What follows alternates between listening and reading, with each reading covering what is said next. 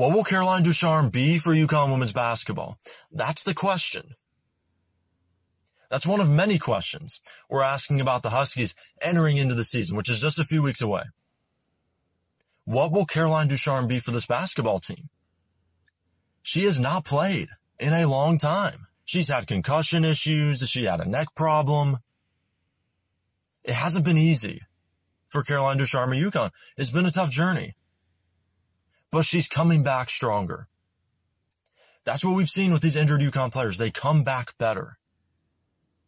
Most notably, of course, Paige Bueckers. Paige came back last year, led the Huskies to the Final Four, had her best season out of the two in a UConn uniform. As for Caroline, it's going to be interesting because she's not a great three-point shooter. She can knock down a couple of treys. It's going to be interesting to see how many minutes she gets because this is a loaded, deep UConn women's basketball team. They are deep. They're finally deep. You know, this is a UConn squad that rarely pulls players off the bench.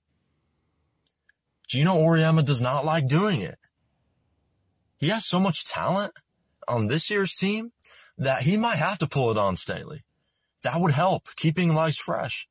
I don't know why he hasn't done it before because the last couple of years he's had some numbers. I mean, you go back to 2016, 2017, 2018, those teams had no depth. Okay, so they played 6 players. That's why they didn't have any depth. Now they have depth.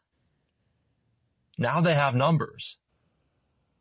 They can keep players fresh. That's going to be important going into the NCAA tournament. After you play a long regular season, after you play the Big East tournament, if you're going for a national championship, you have to have some depth.